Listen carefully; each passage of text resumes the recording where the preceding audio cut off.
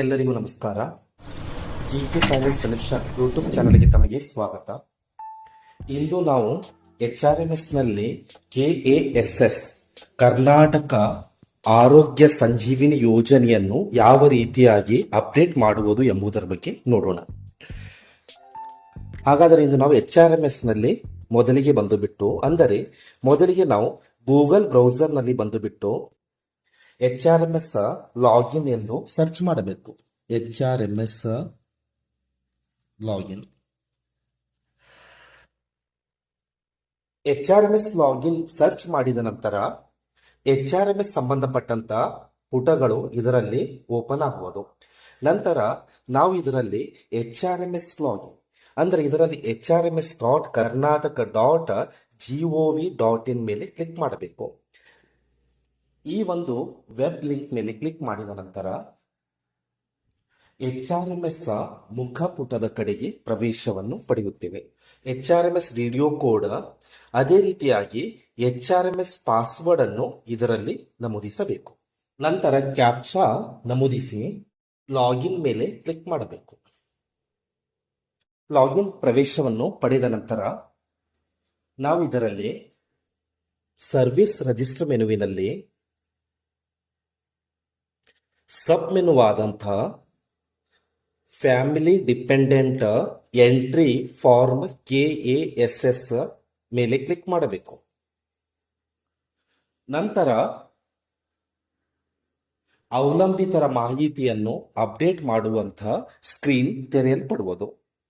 ಮೊದಲಿಗೆ ಇದರಲ್ಲಿ employee KGID ಸಂಖ್ಯೆಯನ್ನು ನಮೂದಿಸಬೇಕು. KGID ಸಂಖ್ಯೆಯನ್ನು ನಮೂದಿಸಿ ಗೆಟ್ ಮೇಲೆ ಕ್ಲಿಕ್ ಮಾಡಿದ ನಂತರ employee Aadhaar seeding is not done. Please send the Aadhaar by doing validation. ಅಂದರೆ ಸಿಬ್ಬಂದಿಯ ಆಧಾರ್ ಸಂಖ್ಯೆ ವ್ಯಾಲಿಡೇಷನ್ ಆಗದೇ ಇರುವುದನ್ನು ಶೋ ಆಗುತ್ತಿದ್ದು, ಇಂಥ ಪ್ರಸಂಗದಲ್ಲಿ ನಾವು ಓಕೆ ಮೇಲೆ ಕ್ಲಿಕ್ ಮಾಡಿ ಎಂಪ್ಲಾಯ್ ಆಧಾರ್ ವ್ಯಾಲಿಡೇಷನ್ ಮೇಲೆ ಕ್ಲಿಕ್ ಮಾಡಬೇಕು. ನಂತರ ಫಲಾನುಭವಿ ಹೆಸರು ಅಂದರೆ ನೌಕರರ ಹೆಸರು ಡಿಸ್ಪ್ಲೇ ಆಗುವುದು HRMS ನಲ್ಲಿ ಇದ್ದಂತೆ. ನಂತರ ಆಧಾರ್ ನಲ್ಲಿರುವಂತಹ ಹೆಸರನ್ನು ನಮೂದಿಸಿ ಆಧಾರ್ ಕಾರ್ಡ್ ಅನ್ನು ನಮೂದಿಸಿ ಅನ್ಸೆಲೆಕ್ಟ್ ಟ್ಯಾಬ್ ಅನ್ನು ಸೆಲೆಕ್ಟ್ ಮಾಡಿ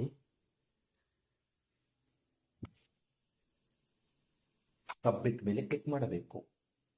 ಸಬ್ಮಿಟ್ ಮೇಲೆ ಕ್ಲಿಕ್ ಮಾಡಿದ ನಂತರ employee photo is not available, please upload photo. ಅಂದರೆ ಸಿಬ್ಬಂದಿಯ ಪಾಸ್ಪೋರ್ಟ್ ಗಾತ್ರದ ಫೋಟೋವನ್ನು ಇದರಲ್ಲಿ ಅಪ್ಲೋಡ್ ಮಾಡಬೇಕು.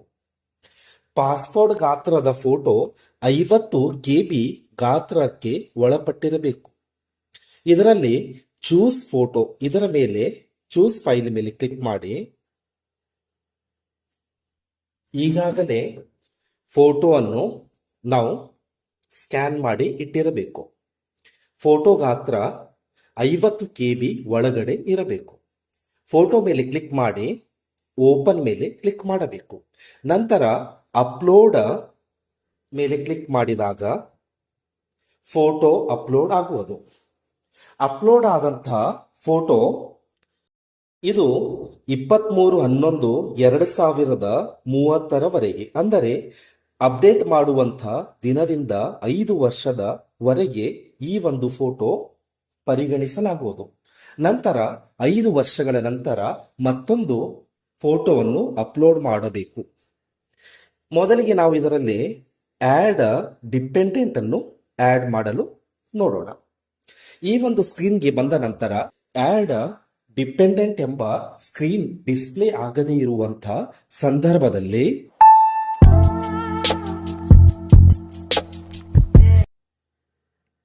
ಹೋಮ್ ಪುಟಕ್ಕೆ ಇದರಲ್ಲಿ ಹೋಮ್ ಮೆನುವಿನ ಮೇಲೆ ಕ್ಲಿಕ್ ಮಾಡಿ ನಂತರ ಮರಳಿ ಅದೇ ಪಾತ್ನಲ್ಲಿ ಬರಬೇಕು. ಅಂದರೆ ಸರ್ವಿಸ್ ರಿಜಿಸ್ಟರ್ ಮೆನುವಿನಲ್ಲಿ ಸಬ್ ಮೆನುವಾದಂಥ ಫ್ಯಾಮಿಲಿ ಡಿಪೆಂಡೆಂಟ್ ಎಂಟ್ರಿ ಫಾರ್ಮ್ ಮೇಲೆ ಕ್ಲಿಕ್ ಮಾಡಿದ ನಂತರ ಇದರಲ್ಲಿ KGID ಸಂಖ್ಯೆಯನ್ನು ನಮೂದಿಸಿ ಇದರಲ್ಲಿ ನಾವು is spouse working for Karnataka state government.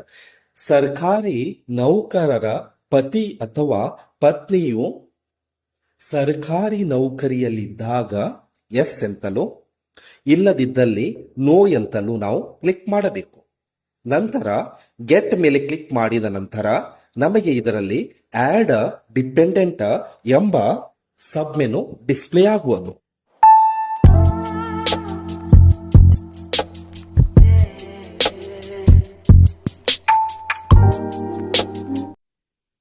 Get ಮೇಲೆ ಕ್ಲಿಕ್ ಮಾಡಿ ನಂತರ ಸ್ಪೌಸ್ ವರ್ಕಿಂಗ್ ಎಸ್ ಟ್ಯಾಬ್ ಅನ್ನು ಕ್ಲಿಕ್ ಮಾಡಿದ ನಂತರ ಸ್ಪೌಸ್ KGID ಸಂಖ್ಯೆ ಎಂಬ ಟ್ಯಾಬ್ ಓಪನ್ ಆಗುವುದು. ಇದರಲ್ಲಿ ಸ್ಪೌಸ್ KGID ಸಂಖ್ಯೆಯನ್ನು ನಮೂದಿಸಬೇಕು. ಸ್ಪೌಸ್ KGID ಸಂಖ್ಯೆಯನ್ನು ನಮೂದಿಸಿ ಗೆಟ್ ಮೇಲೆ ಕ್ಲಿಕ್ ಮಾಡಿದ ನಂತರ ಸಂಬಂಧಪಟ್ಟಂತ KGID ಸಂಖ್ಯೆಯ ಮಾಹಿತಿ, spouse name, employee name, video code ಮತ್ತು ಕೆಲಸ ನಿರ್ವಹಿಸುತ್ತಿರುವಂತಹ ಇಲಾಖೆ ಡಿಸ್ಪ್ಲೇ ಆಗುವುದು. ಸರಿಯಾಗಿದ್ದಲ್ಲಿ ಓಕೆ ಮೇಲೆ ಕ್ಲಿಕ್ ಮಾಡಬೇಕು. ಇಲ್ಲದಿದ್ದಲ್ಲಿ ತಪ್ಪಾಗಿದ್ದಲ್ಲಿ ಕ್ಯಾನ್ಸಲ್ ಎಂದು ಮಾಡಿ ಮತ್ತೊಂದು KGID ಸಂಖ್ಯೆ ಅಂದರೆ ಸರಿಯಾದ KGID ಸಂಖ್ಯೆಯನ್ನು ನಮೂದಿಸಬೇಕು. ಸದರಿ ಮಾಹಿತಿ ಸರಿಯಾಗಿರುವ ಪ್ರಯುಕ್ತ ಓಕೆ ಮೇಲೆ ಕ್ಲಿಕ್ ಮಾಡಿದ ನಂತರ spouse details has been captured successful ಎಂಬ ಟ್ಯಾಬ್ ಓಪನ್ ಆಗುವುದು. ಓಕೆ ಮೇಲೆ ಕ್ಲಿಕ್ ಮಾಡಬೇಕು. ನಂತರ ಇದರಲ್ಲಿ ಸ್ಪೌಸ್ ನೇಮ್, ಅದೇ ರೀತಿಯಾಗಿ ಅಂದ್ರೆ ಸ್ಕೀಮ್ ಕಾಂಟ್ರಿಬ್ಯೂಷನ್ ಸಂಬಂಧಪಟ್ಟಂತೆ ಸೆಲ್ಫ್ ಮತ್ತು ಸ್ಪೌಸ್ ಎಂಬ 2 ಟ್ಯಾಬ್ಗಳನ್ನು ನೋಡಬಹುದು. ನೌಕರರ ವೇತನದಲ್ಲಿ ಕಟಾವಾಗುವಂತ ಸಂದರ್ಭದಲ್ಲಿ ಸೆಲ್ಫ್ ಎಂತಲೂ ನಮೂದಿಸಿ ಟ್ಯಾಬ್ ಅನ್ನು ಸೆಲೆಕ್ಟ್ ಮಾಡಬೇಕು. ಇಲ್ಲದಿದ್ದಲ್ಲಿ ಸ್ಪೌಸ್ ವೇತನದಲ್ಲಿ ಡಿಡಕ್ಟ್ ಆಗುವಂತ ಸಂದರ್ಭದಲ್ಲಿ ಸ್ಪೌಸ್ ಎಂತಲೂ ಕ್ಲಿಕ್ ಮಾಡಿ. ಇಬ್ಬರು ಸರ್ಕಾರಿ ನೌಕರರಾಗಿದ್ದಲ್ಲಿ ಈ ಒಂದು ನಿರ್ಧಾರವನ್ನು ಸಂಬಂಧಪಟ್ಟಂತ ಸರ್ಕಾರಿ ನೌಕರರು ತೆಗೆದುಕೊಳ್ಳಬೇಕು. ಸದರಿ ಪ್ರಕರಣದಲ್ಲಿ ಸೆಲ್ಫ್ ಎಂದು ಸೆಲೆಕ್ಟ್ ಮಾಡಿದ ನಂತರ you have opted to scheme contribution amount from yourself, ಅಂದರೆ ಸರ್ಕಾರಿ ನೌಕರರ ವೇತನದಿಂದಲೇ ಕಟಾವಣೆ ಆಗಲು ಅನುಮತಿ ನೀಡುವುದನ್ನು ನೋಡಬಹುದು.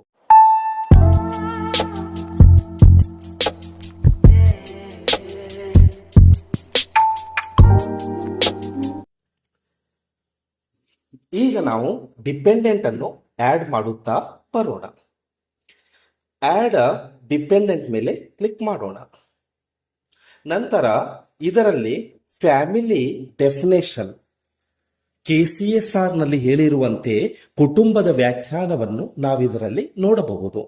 ಕುಟುಂಬ ಎಂದರೆ ಇದರಲ್ಲಿ ತಂದೆ ಆಗಿರಬಹುದು, ತಾಯಿ ಆಗಿರಬಹುದು, ಪತಿ ಅಥವಾ ಪತ್ನಿ ಆಗಿರಬಹುದು, ಅದೇ ರೀತಿಯಾಗಿ ಮಗ ಆಗಿರಬಹುದು. ಈ ಎಲ್ಲ ಸದಸ್ಯರನ್ನು ನಾವು ಒಂದೊಂದಾಗಿ ನಾವು ನಮೂದಿಸುತ್ತಾ ಬರಬೇಕು. ಈಗ ನಾವು ತಂದೆ ತಾಯಿ, ಪತಿ ಪತ್ನಿ, ಮಗ ಈಗ ಒಂದನ್ನು ನಾವು ಅಪ್ಡೇಟ್ ಮಾಡುತ್ತಾ ಬರೋಣ. ಮೊದಲಿಗೆ ರಿಲೇಷನ್ ಅನ್ನು ನಾವು ಇದರಲ್ಲಿ ಸೆಲೆಕ್ಟ್ ಮಾಡಬೇಕು. ರಿಲೇಷನ್ ಅನ್ನು ಸೆಲೆಕ್ಟ್ ಮಾಡಿದ ನಂತರ ನಮಗೆ ಇದರಲ್ಲಿ ನೇಮ್ ಅಂದರೆ ಹೆಸರು ಆಧಾರ್ ಕಾರ್ಡ್ನಲ್ಲಿ ಇರುವಂತೆ ನಮೂದಿಸಬೇಕು. ನಂತರ ಜೆಂಡರ್ ಸೆಲೆಕ್ಟ್ ಆಗಿರುವುದು. ನಂತರ ನಾವು ಇದರಲ್ಲಿ ಡೇಟ್ ಆಫ್ ಬರ್ತ್ ಇದ್ದಲ್ಲಿ ನಾವು ಆಧಾರ್ ಕಾರ್ಡ್ನಲ್ಲಿ ಇರುವಂತೆ ಜನ್ಮ ದಿನಾಂಕವನ್ನು ನಮೂದಿಸಬೇಕು. ಆಧಾರ್ ಕಾರ್ಡ್ನಲ್ಲಿ ಇರುವಂತೆ ಜನ್ಮ ದಿನಾಂಕವನ್ನು ನಮೂದಿಸಿದ ನಂತರ ಇದರಲ್ಲಿ ಸ್ಟೇಟಸ್ ಇದ್ದಲ್ಲಿ ನಾವು ವರ್ಕಿಂಗ್, ಪೆನ್ಷನರ್, ನಾಟ್ ವರ್ಕಿಂಗ್ ಅಂತಲೂ ನೋಡಬಹುದು. ಅಂದರೆ ಫ್ಯಾಮಿಲಿಯಲ್ಲಿ ಇರುವಂತ ಅವಲಂಬಿತರು ಉದ್ಯೋಗದ ಮೇಲೆ ಇರುವಂತ ಸಂದರ್ಭದಲ್ಲಿ ನಾವು ವರ್ಕಿಂಗ್ ಎಂತಲೂ, ಅದೇ ರೀತಿಯಾಗಿ ವರ್ಕಿಂಗ್ ಎಂದು ಆಯ್ಕೆ ಮಾಡಿದ ನಂತರ ಇದರಲ್ಲಿ ಪ್ರತಿ ಮಾಹೆ ಪಡೆಯುತ್ತಿರುವಂತಹ ಅರ್ನಿಂಗ್ ಮಾಡುತ್ತಿರುವಂತಹ ಗ್ರಾಸ್ ಮೊತ್ತವನ್ನು ನಾವಿದರಲ್ಲಿ ನಮೂದಿಸಬೇಕು. ನಂತರ ಒಂದು ವೇಳೆ ಯಾವುದೇ ಕೆಲಸವನ್ನು ಮಾಡದೇ ಇರುವಂತ ಪ್ರಸಂಗದಲ್ಲಿ, ಅಂದರೆ ಸಂಪೂರ್ಣವಾಗಿ ಸರ್ಕಾರಿ ನೌಕರರ ಮೇಲೆ ಅವಲಂಬಿತವಾಗಿರುವಂತಹ ಪ್ರಸಂಗದಲ್ಲಿ ನಾಟ್ ವರ್ಕಿಂಗ್ ಅಂತಲೂ ನಾವು ನಮೂದಿಸಬೇಕು. ಅದೇ ರೀತಿಯಾಗಿ ಪೆನ್ಷನರ್ ಅಂತಿದ್ದಾಗ ಇದರಲ್ಲಿ ಒಂದು ವೇಳೆ ಅವಲಂಬಿತರು ಪಿಂಚಣಿಯನ್ನು ಪಡೆಯುತ್ತಿರುವಂತಹ ಸಂದರ್ಭದಲ್ಲಿ ನಾವು ಇದರಲ್ಲಿ ಪೆನ್ಷನ್ ಅಂತಲೂ ಸೆಲೆಕ್ಟ್ ಮಾಡಿ ಮಾಹೆಯಲ್ಲಿ ಪಡೆಯುತ್ತಿರುವಂತ ಒಟ್ಟು ಪಿಂಚಣಿಯ ಮೊತ್ತವನ್ನು ನಾವಿದರಲ್ಲಿ ನಮೂದಿಸಬೇಕು. ಸರ್ಕಾರಿ ಆದೇಶದಲ್ಲಿ ಸೂಚಿಸಿರುವಂತೆ 27,000 ರೂಪಾಯಿಗಳವರೆಗೆ ಇರುವಂತ ಪಿಂಚಣಿ, ಅಂದರೆ ಅವಲಂಬಿತರ ಪಿಂಚಣಿಯು 27,000 ರೂಪಾಯಿಗಳಿಗೆ ಒಳಪಟ್ಟು ಇದ್ದಾಗ, ಅಂದರೆ 27,000 ರೂಪಾಯಿಗಳ ಒಳಗಡೆ ಇದ್ದಾಗ ಅವರು ಸಹ ಕ್ಯಾಶ್ಲೆಸ್, ಅಂದರೆ ಕರ್ನಾಟಕ ಆರೋಗ್ಯ ಸಂಜೀವಿನಿ ಸ್ಕೀಮ್ಗೆ ಒಳಪಡುತ್ತಾರೆ. ಈ ಒಂದು ಪ್ರಕರಣದಲ್ಲಿ ಸದರಿ ಸಿಬ್ಬಂದಿ ಅವಲಂಬಿತರು ನಾಟ್ ವರ್ಕಿಂಗ್, ಅಂದರೆ ಯಾವುದೇ ಕೆಲಸವನ್ನು ಮಾಡುತ್ತಿಲ್ಲ, ಅದಕ್ಕೆ ನಾವು ನಾಟ್ ವರ್ಕಿಂಗ್ ಎಂದು ಸೆಲೆಕ್ಟ್ ಮಾಡಿದೆವು. ನಂತರ ಮ್ಯಾರಿಟಿಯಲ್ ಸ್ಟೇಟಸ್, ಸದರಿ ಅವಲಂಬಿತರು ಮ್ಯಾರಿಟಿಯಲ್ ಸ್ಟೇಟಸ್ ಅನ್ಮ್ಯಾರಿಡ್ ಆಗಿದ್ದಲ್ಲಿ ಅನ್ಮ್ಯಾರಿಡ್ ಎಂತಲೂ, ಅದೇ ರೀತಿಯಾಗಿ ಅವಲಂಬಿತರು ಮದುವೆಯಾಗಿದ್ದಲ್ಲಿ ಮ್ಯಾರಿಡ್ ಎಂದಲೂ, ವಿವಾಹ ವಿಚ್ಛೇದಿತರಾಗಿದ್ದಲ್ಲಿ ಡೈವರ್ಸ್ ಎಂತಲೂ, ಅದೇ ರೀತಿಯಾಗಿ ವಿಧವೆಯಾಗಿದ್ದಲ್ಲಿ ವಿಡೋ ಎಂತಲೂ ನಾವಿದರಲ್ಲಿ ನಮೂದಿಸಲು ಅವಕಾಶ ಇರುತ್ತದೆ. ಈ ಒಂದು ಪ್ರಕರಣದಲ್ಲಿ ಸದರಿಯವರ ವೈವಾಹಿಕ ಸ್ಥಿತಿಯನ್ನು ನಮೂದಿಸೋಣ. ನಂತರ ನಾವು ಇದರಲ್ಲಿ ಅವಲಂಬಿತರ ವಿಳಾಸವನ್ನು ನಮೂದಿಸಬೇಕು. ನಂತರ ಜಿಲ್ಲೆಯನ್ನು, ಅದೇ ರೀತಿಯಾಗಿ ತಾಲೂಕಾ ಸೆಲೆಕ್ಟ್ ಮಾಡಬೇಕು. ನಂತರ ಪಿನ್ ಕೋಡ್ ಅನ್ನು ನಮೂದಿಸಬೇಕು. ನಂತರ ಅವಲಂಬಿತರ ಮೊಬೈಲ್ ಸಂಖ್ಯೆಯನ್ನು, ಒಂದು ವೇಳೆ ಅವಲಂಬಿತರು ಮೊಬೈಲ್ ಸಂಖ್ಯೆಯನ್ನು ಹೊಂದದೇ ಇರುವಂತ ಪ್ರಕರಣದಲ್ಲಿ, ಅಂದರೆ ಮೊಬೈಲ್ ಇಲ್ಲದೆ ಇರುವಂತ ಪ್ರಸಂಗದಲ್ಲಿ ನೌಕರರ ಮೊಬೈಲ್ ಸಂಖ್ಯೆಯನ್ನು ಸಹ ನಮೂದಿಸಲು ಇದರಲ್ಲಿ ಅವಕಾಶವಿರುತ್ತದೆ. ಮೊಬೈಲ್ ಸಂಖ್ಯೆಯನ್ನು ನಮೂದಿಸಿದ ನಂತರ ಮೇಲ್ ಐಡಿಯನ್ನು ಇದರಲ್ಲಿ ನಮೂದಿಸಬೇಕು. ಇಲ್ಲಿಯೂ ಸಹ ಅವಲಂಬಿತರು ಮೊಬೈಲ್ ಸಂಖ್ಯೆಯನ್ನು ಹೊಂದದೇ ಇದ್ದಲ್ಲಿ ಅಥವಾ ಮೇಲ್ ಐಡಿಯನ್ನು ಹೊಂದದೇ ಇರುವಂತಹ ಪ್ರಕರಣದಲ್ಲಿ ನೌಕರರ ಮೇಲ್ ಐಡಿಯನ್ನು ಸಹ ನಮೂದಿಸಬಹುದು. ನಂತರ ಒಂದು ವೇಳೆ ನೌಕರರ ಅವಲಂಬಿತರು ದೈಹಿಕ ಮತ್ತು ಮಾನಸಿಕ ಅಂಗವಿಕಲತೆಗೆ ಒಳಗಾಗಿದ್ದಂಥ ಪ್ರಸಂಗದಲ್ಲಿ ನಾವು ಇದರಲ್ಲಿ ಈ ಒಂದು ಟಿಕ್ ಮಾರ್ಕ್ ಅನ್ನು ಸೆಲೆಕ್ಟ್ ಮಾಡಬೇಕು, ಇಲ್ಲದಿದ್ದಲ್ಲಿ ಅನ್ಸೆಲೆಕ್ಟ್ ಮಾಡಬೇಕು.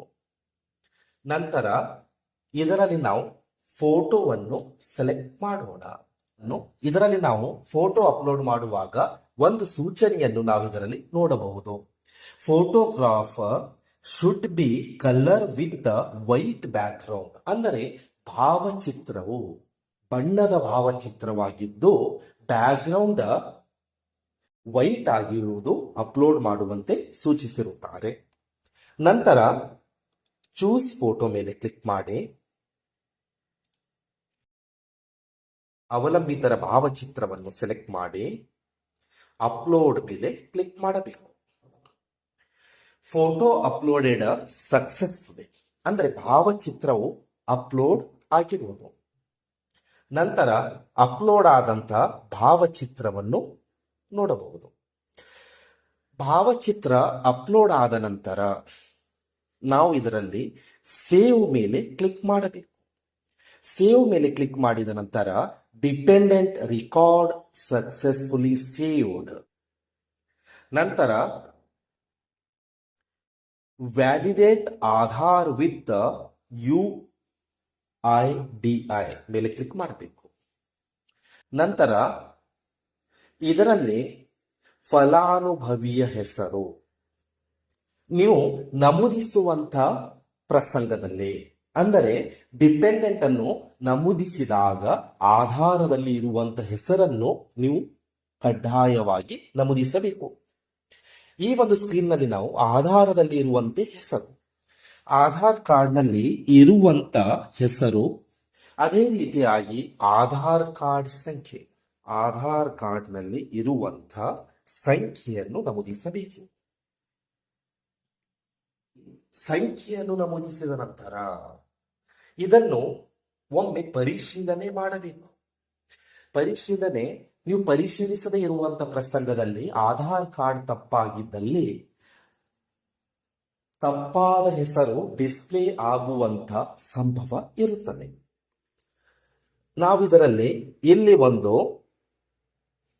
ಟ್ಯಾಬ್ ಅನ್ನು ನೋಡಬಹುದು. ಈ ಟ್ಯಾಬ್ ಮೇಲೆ ಕ್ಲಿಕ್ ಮಾಡಿದ ನಂತರ ನಾವು ನಮೂದಿಸಿದಂಥ ಆಧಾರ್ ಸಂಖ್ಯೆಯನ್ನು ನೋಡಬಹುದು. ಆಧಾರ್ ಸಂಖ್ಯೆ ಪರಿಶೀಲನೆ ಮಾಡಬೇಕು. ಆಧಾರ್ ಸಂಖ್ಯೆ ಸರಿಯಾಗಿದ್ದಲ್ಲಿ ಇಲ್ಲಿ ಅನ್ಸೆಲೆಕ್ಟ್ ಟ್ಯಾಬ್ ಅನ್ನು ಸೆಲೆಕ್ಟ್ ಮಾಡಿ ನಂತರ ಸಬ್ಮಿಟ್ ಮೇಲೆ ಕ್ಲಿಕ್ ಮಾಡಬೇಕು.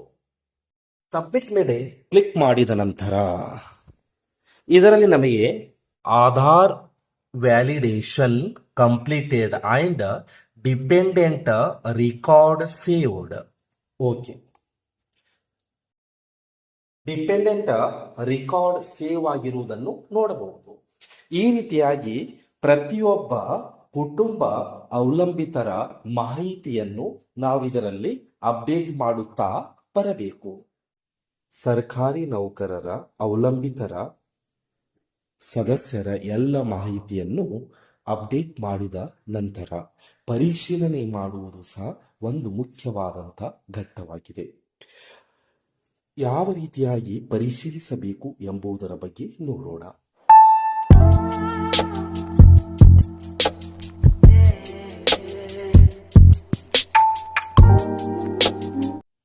ಎಲ್ಲ ನೌಕರರ ಮಾಹಿತಿ ಅಪ್ಡೇಟ್ ಆದ ನಂತರ ಆಧಾರ್ ವ್ಯಾಲಿಡೇಷನ್ ಸ್ಟೇಟಸ್ ಇದ್ದಲ್ಲಿ ನಮಗೆ ಗ್ರೀನ್ ಮಾರ್ಕ್ನಲ್ಲಿ ರೈಟ್ ಮಾರ್ಕ್ ಬರುವುದು. ಅದೇ ರೀತಿಯಾಗಿ ನಾವು ಇದರಲ್ಲಿ ಡಿಪೆಂಡೆಂಟ್ ಮಾಸ್ಕ್ಡ್ ಆಧಾರ್, ಇದರಲ್ಲಿ ಕೊನೆಯದಾಗಿ ಕಾಣುವಂಥ 4 ಅಕ್ಷರಗಳು ಅದೇ ರೀತಿಯಾಗಿ ಆಧಾರ್ ಕಾರ್ಡ್ನಲ್ಲಿ ಇರುವಂಥ ಕೊನೆಯ 4 ಅಕ್ಷರಗಳು ಒಂದೇ ಆಗಿದೆಯೋ ಅಥವಾ ಬದಲಾವಣೆಯಾಗಿದೆಯೋ ಎಂಬುದನ್ನು ನೋಡಬೇಕು. ಅಂದರೆ ಆಧಾರ್ ನಲ್ಲಿರುವಂಥ ಕೊನೆಯ 4 ಅಂಕೆಗಳು ಅದೇ ರೀತಿಯಾಗಿ ಇಲ್ಲಿ ಮಾಸ್ಕ್ಡ್ ಆಧಾರ್ನಲ್ಲಿ ಬಂದಂಥ 4 ಅಂಕೆಗಳು ಒಂದೇ ಆಗಿರಬೇಕು. ಅದೇ ರೀತಿಯಾಗಿ ಇದರಲ್ಲಿ ನಮಗೆ ಡಿಪೆಂಡೆಂಟ್ ನೇಮ್, ನಾವು ಅಪ್ಲೋಡ್ ಮಾಡಿದಂಥ ಡಿಪೆಂಡೆಂಟ್ ಹೆಸರು ಸರಿಯಾಗಿದೆಯೇ ಎಂಬುದನ್ನು ನೋಡಬೇಕು. ಕೆಲವು ತಾಂತ್ರಿಕ ದೋಷಗಳಿಂದ ಫೈಲ್ಗಳು ಜಂಪ್ ಆಗಿ ಬೇರೊಂದು ಫೈಲ್ಗಳು ಬರುವಂತ ಸಾಧ್ಯತೆಗಳು ಇರುತ್ತವೆ. ಅದೇ ರೀತಿಯಾಗಿ ನಾವು ಡಿಪೆಂಡೆಂಟ್ ಅನ್ನು ಆಧಾರ್ ವ್ಯಾಲಿಡೇಟ್ ಮಾಡುವ ಸಂದರ್ಭದಲ್ಲಿಯೂ ಸಹ ಆಧಾರನ್ನು ನಾವು ಪರಿಶೀಲನೆ ಮಾಡಬೇಕು. ಆಧಾರನ್ನು ಪರಿಶೀಲಿಸಿದ ನಂತರ ಮಾತ್ರ ನಾವು ವ್ಯಾಲಿಡೇಟ್ ಮಾಡಬೇಕು. ನಂತರ ಇದರಲ್ಲಿ ನಾವು ಈಗಾಗಲೇ ಅಪ್ಡೇಟ್ ಮಾಡಿದಂತಹ ಮಾಹಿತಿಯಲ್ಲಿ ಪ್ರತಿಯೊಬ್ಬ ಅವಲಂಬಿತರ ವ್ಯೂ ಮೇಲೆ ಕ್ಲಿಕ್ ಮಾಡಿ ನಾವು ಅಪ್ಡೇಟ್ ಮಾಡಿರುವಂಥ ಮಾಹಿತಿ ಸರಿಯಾಗಿದೆ ಎಂಬುದನ್ನು ನಾವಿದರಲ್ಲಿ ಕ್ರಾಸ್ ವೆರಿಫೈ ಮಾಡಬೇಕು.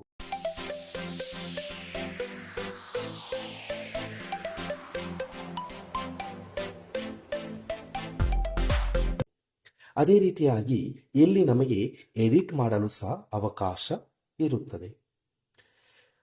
ಒಂದು ವೇಳೆ ಮಾಹಿತಿಯು ಸಂಪೂರ್ಣವಾಗಿ ತಪ್ಪಾಗಿದ್ದಲ್ಲಿ, ಇಲ್ಲದಿದ್ದಲ್ಲಿ ಇಲ್ಲಿ ಆಧಾರ ಮಾಸ್ಕ್ಡ್ ಆಧಾರ್ ತಪ್ಪಾಗಿದ್ದಲ್ಲಿ ನಾವು ಇದನ್ನು ಡಿಲೀಟ್ ಮಾಡಲು ಸಹ ಅವಕಾಶ ಇರುತ್ತದೆ.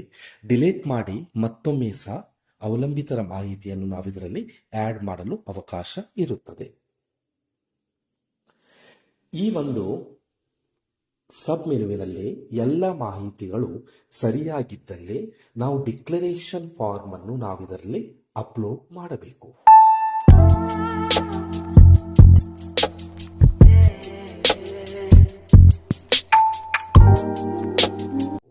ಮೊದಲಿಗೆ upload declaration document of employee. ಸರ್ಕಾರಿ ನೌಕರರು ಸ್ವಯಂ ದೃಢೀಕರಣ ಮಾಡುವಂಥ ದಾಖಲಾತಿಗಳನ್ನು ಅಪ್ಲೋಡ್ ಮಾಡಬೇಕು. ಅದೇ ರೀತಿಯಾಗಿ upload declaration document of D D ಅವರ ಡಿಕ್ಲರೇಷನ್ ಫಾರ್ಮ್ ಅನ್ನು ಸಹ ನಾವಿದರಲ್ಲಿ ಅಪ್ಲೋಡ್ ಮಾಡಬೇಕು. ಅಪ್ಲೋಡ್ ಮಾಡಲು ದಾಖಲಾತಿಗಳ ಗಾತ್ರ, ಅಪ್ಲೋಡ್ ಮಾಡಲು ಡಾಕ್ಯುಮೆಂಟ್ ಗಾತ್ರ ಡಾಕ್ಯುಮೆಂಟ್ PDF ಮಾದರಿಯಲ್ಲೇ ಇರಬೇಕು. ಅದೇ ರೀತಿಯಾಗಿ 500 MBಗಳ ಗಾತ್ರಕ್ಕೆ ಒಳಪಟ್ಟಿರಬೇಕು. ನಾವು ಇದರಲ್ಲಿ ಅಪ್ಲೋಡ್ ಮಾಡುವಂತಹ ಸಂದರ್ಭದಲ್ಲಿ ಅನ್ಸೆಲೆಕ್ಟ್ ಟ್ಯಾಬ್ ಅನ್ನು ಸೆಲೆಕ್ಟ್ ಮಾಡಿ,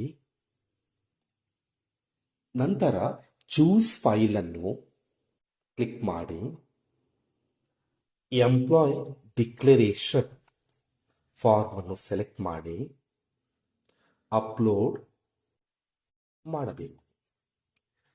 ನಂತರ employee declaration document upload successfully ಎಂತಲೂ ಬರುವುದು. ಓಕೆ ಮೇಲೆ ಕ್ಲಿಕ್ ಮಾಡಿ, ನಂತರ upload declaration document of D ಇದರಲ್ಲಿ ಡಿ ಅವರ ಡಿಕ್ಲರೇಷನ್ ಫಾರ್ಮ್ ಅನ್ನು ನಾವು ಇದರಲ್ಲಿ ಅಪ್ಲೋಡ್ ಮಾಡಬೇಕು. ಇದರಲ್ಲಿ ಅನ್ಸೆಲೆಕ್ಟ್ ಟ್ಯಾಬ್ ಅನ್ನು ಸೆಲೆಕ್ಟ್ ಮಾಡಿ, ನಂತರ ಚೂಸ್ ಫೈಲ್ ಮೇಲೆ ಕ್ಲಿಕ್ ಮಾಡಿ ಡಿ ಡಿಕ್ಲರೇಷನ್ ಫಾರ್ಮ್ ಅನ್ನು ನಾವು ಇದರಲ್ಲಿ ಚೂಸ್ ಮಾಡಿದ ನಂತರ ಅಪ್ಲೋಡ್ ಮಾಡಬೇಕು. D declaration document upload successfully ಬರುವುದು. ನಂತರ ಇದರಲ್ಲಿ ನಮಗೆ ಎಂಪ್ಲಾಯ್ ಡಿಕ್ಲರೇಷನ್ ಅದೇ ರೀತಿಯಾಗಿ ಡಿ ಡಿಕ್ಲರೇಷನ್ ಫಾರ್ಮ್ ಅಪ್ಲೋಡ್ ಆಗಿರುವುದನ್ನು ನೋಡಬಹುದು. ಅಪ್ಲೋಡ್ ಆದ ನಂತರ ಸಬ್ಮಿಟ್ ಮೇಲೆ ಕ್ಲಿಕ್ ಮಾಡಬೇಕು. The enrollment request has been submitted ಎಂಬ ಸ್ಕ್ರೀನ್ ಬರುವುದು. ಓಕೆ ಮೇಲೆ ಕ್ಲಿಕ್ ಮಾಡಬೇಕು. ನಂತರ ಹೋಮ್ ಪುಟದ ಮೇಲೆ ಕ್ಲಿಕ್ ಮಾಡಿ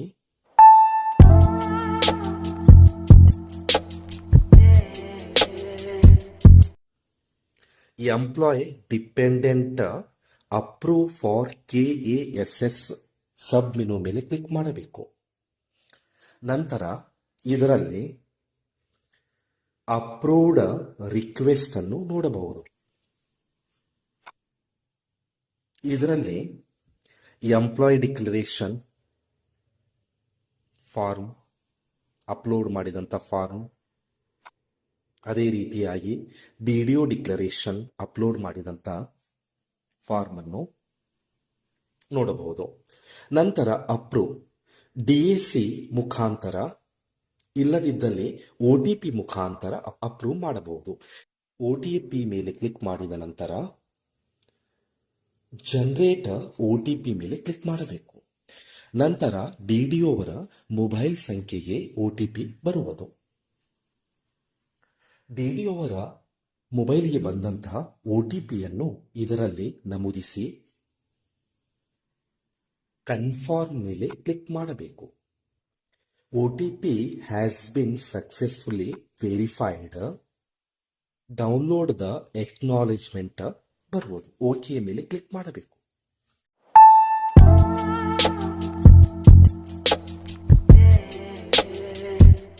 MIS ರಿಪೋರ್ಟ್ನಲ್ಲಿ ಸಬ್ ಮೆನುವಾದಂಥ download DSC bar OTP signed PDF ಮೇಲೆ ಕ್ಲಿಕ್ ಮಾಡಬೇಕು.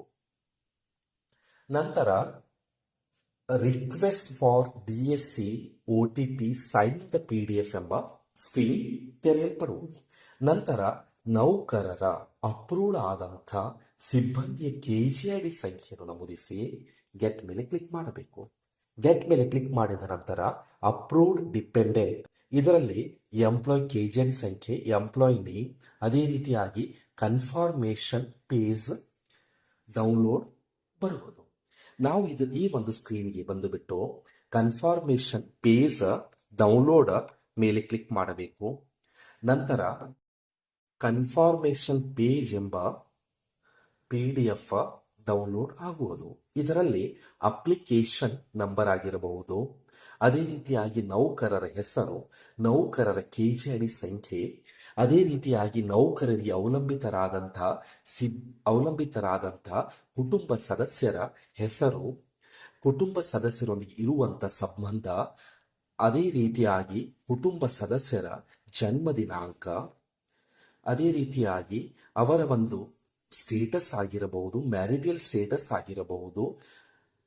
ಅದೇ ರೀತಿಯಾಗಿ ನಾವೊಂದು ಈ ಸ್ಕ್ರೀನ್ನಲ್ಲಿ ನೋಡಬಹುದು. ಇಲ್ಲಿ ಕೊನೆಯದಾಗಿ ನಾವು ಯುನಿಕ್ ಡಿಪೆಂಡೆಂಟ್ ಐಡಿಯನ್ನು ಸಹ ನಾವು ಪ್ರತ್ಯೇಕವಾಗಿ ಸಿಬ್ಬಂದಿಯ ಅವಲಂಬಿತರ ಪ್ರತ್ಯೇಕ ಡಿಪೆಂಡೆಂಟ್ ಐಡಿಗಳನ್ನು ನಾವು ಇದರಲ್ಲಿ ನೋಡಲು ಅವಕಾಶ ಇರುತ್ತದೆ. ಈ ಒಂದು ಸ್ಕ್ರೀನ್ನಲ್ಲಿ ನಾವು ಸಿಗ್ನೇಚರ್ ಡಿಡಿಯವರ ಡಿಜಿಟಲ್ ಸೈನ್ಗಳನ್ನು ನಾವು ಇದರಲ್ಲಿ ನೋಡಲು ಅವಕಾಶ ಇರುತ್ತದೆ. ಈ ಒಂದು ಫೈಲನ್ನು, ಈ ಒಂದು ಕನ್ಫರ್ಮೇಷನ್ ಪೇಜ್ ಅನ್ನು ನಾವು ಮುದ್ರಣ ಪಡೆಯಬಹುದು. ಇಲ್ಲದಿದ್ದಲ್ಲಿ PDF ಮಾದರಿಯನ್ನು ಸಹ ನಾವು ಇದನ್ನು ಸೇವ್ ಮಾಡಲು ಅವಕಾಶ ಇರುತ್ತದೆ.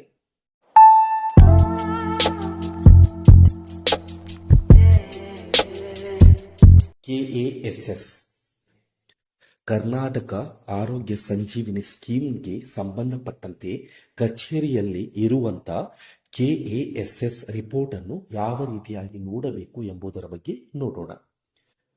ಮೊದಲಿಗೆ ನಾವು HRMS ಸ್ಕ್ರೀನ್ಗೆ ಬಂದುಬಿಟ್ಟು MIS ರಿಪೋರ್ಟ್ ಮೆನುವಿನಲ್ಲಿ ಸಬ್ ಮೆನುವಾದಂಥ KASS ರಿಪೋರ್ಟ್, ಕರ್ನಾಟಕ ಆರೋಗ್ಯ ಸಂಜೀವಿನಿ ಸ್ಕೀಮ್ ರಿಪೋರ್ಟ್ ಮೇಲೆ ಕ್ಲಿಕ್ ಮಾಡಬೇಕು. ನಂತರ ಈ ಒಂದು ಕಚೇರಿಗೆ ಸಂಬಂಧಪಟ್ಟಂತೆ ರಿಪೋರ್ಟ್ ಟೈಪ್ನಲ್ಲಿ ಆಪ್ಟ್ ಇನ್, ಆಪ್ಟ್ ಔಟ್ ರಿಪೋರ್ಟ್, ಅದೇ ರೀತಿಯಾಗಿ ಎನ್ರೋಲ್ ರಿಪೋರ್ಟ್, ಅದೇ ರೀತಿಯಾಗಿ ಅಪ್ರೂವ್ಡ್ ರಿಪೋರ್ಟ್ಗಳನ್ನು ನೋಡಬಹುದು. ಆಪ್ಟ್ ಇನ್, ಆಪ್ಟ್ ಔಟ್ ರಿಪೋರ್ಟ್ ಮೇಲೆ ಕ್ಲಿಕ್ ಮಾಡಿ ಗೆಟ್ ಡಿಟೇಲ್ ಮೇಲೆ ಕ್ಲಿಕ್ ಮಾಡಿದ ನಂತರ ಇದರಲ್ಲಿ ಮಾಹಿತಿ ಡಿಸ್ಪ್ಲೇ ಆಗುವುದು. ನಂತರ ಸದರಿ ಮಾಹಿತಿಯನ್ನು ನಾವು ಎಕ್ಸ್ಪೋರ್ಟ್ ಟು ಎಕ್ಸೆಲ್, ಇಲ್ಲದಿದ್ದಲ್ಲಿ ಎಕ್ಸ್ಪೋರ್ಟ್ ಟು PDF ಮಾಡಲು ಅವಕಾಶ ಇರುತ್ತದೆ. ನಂತರ ಎನ್ರೋಲ್ ರಿಪೋರ್ಟ್, ಈ ಕಚೇರಿಯಲ್ಲಿ ಆದಂಥ ಒಟ್ಟು ಎನ್ರೋಲ್ ರಿಪೋರ್ಟ್ಗಳನ್ನು ಸಹ ನಾವು ಇದರಲ್ಲಿ ನೋಡಲು ಅವಕಾಶ ಇರುತ್ತದೆ.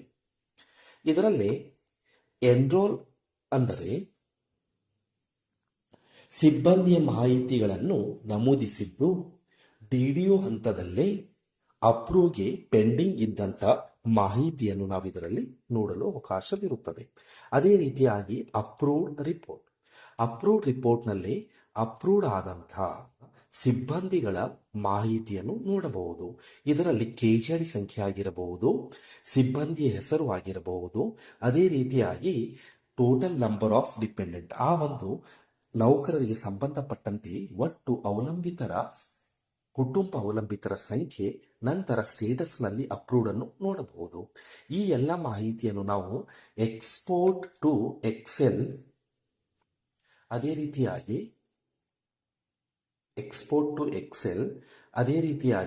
ನಾವು ಎಕ್ಸ್ಪೋರ್ಟ್ ಟು PDF ಮಾಡಿ ಸಹ ನಾವು ನೋಡಲು ಅವಕಾಶವಿರುತ್ತದೆ. ಮತ್ತು ಆ ಒಂದು ದಾಖಲಾತಿಯನ್ನು ನಾವು ಮುದ್ರಣವನ್ನು ಸಹ ಪಡೆಯಲು ಅವಕಾಶ ಇರುತ್ತದೆ. ಈ ಒಂದು ಮಾಹಿತಿಯಿಂದ ನಾವು ಆ ಕಚೇರಿಯಲ್ಲಿ ಇರುವಂಥ ಎಲ್ಲ KASSಗೆ ಸಂಬಂಧಪಟ್ಟಂತೆ ಆಪ್ಟ್ ಇನ್, ಆಪ್ಟ್ ಔಟ್ ಆಗಿರಬಹುದು, ಎನ್ರೋಲ್ ಆಗಿರಬಹುದು, ಅದೇ ರೀತಿಯಾಗಿ ಅಪ್ರೂವ್ಡ್ ಲಿಸ್ಟ್ಗಳ ಮಾಹಿತಿಯನ್ನು ನಾವು ಇದರಲ್ಲಿ ನೋಡಲು ಅವಕಾಶ ಇರುತ್ತದೆ.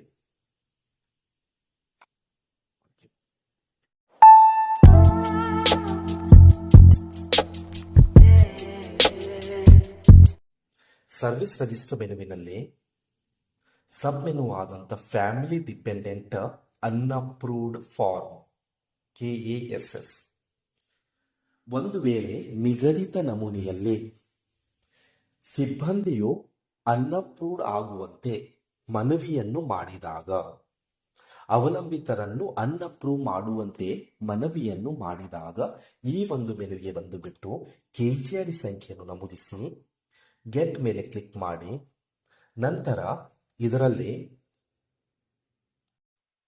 ಅಪ್ಲಿಕೇಶನ್ ನಂಬರ್ ಆಗಿರಬಹುದು, ಎಂಪ್ಲಾಯ್ ID ಆಗಿರಬಹುದು, ಡಿಪೆಂಡೆಂಟ್ ನೇಮ್ ಆಗಿರಬಹುದು, ಯೂನಿಕ್ ಡಿಪೆಂಡೆಂಟ್ ID ಆಗಿರಬಹುದು. ನಾವು ಮೊದಲಿಗೆ ಇದರಲ್ಲಿ ಸೆಲೆಕ್ಟ್ ಮಾಡಿ ಅನ್ಅಪ್ರೂವ್ ಮಾಡಲು ಅವಕಾಶವಿರುತ್ತದೆ. ಇದು ಸಹ ಸಿಬ್ಬಂದಿಯ ನೀಡಿದಂಥ ಮಾಹಿತಿಗಳ ಆಧಾರದ ಮೇಲೆ ಅನ್ಅಪ್ರೂವ್ ಮಾಡಬಹುದು. ಇಲ್ಲಿಯವರೆಗೆ ವಿಡಿಯೋ ವೀಕ್ಷಣೆ ಮಾಡಿದ್ದಕ್ಕಾಗಿ ಧನ್ಯವಾದಗಳು. ಇನ್ನು ಹೆಚ್ಚಿನ ವಿಡಿಯೋಗಳಿಗಾಗಿ GK ಫೈನಲ್ ಸೊಲ್ಯೂಷನ್ ಎಂಬ ಯೂಟ್ಯೂಬ್ ಚಾನಲ್ಗೆ ಸಬ್ಸ್ಕ್ರೈಬ್ ಮಾಡಿ. ಧನ್ಯವಾದಗಳು.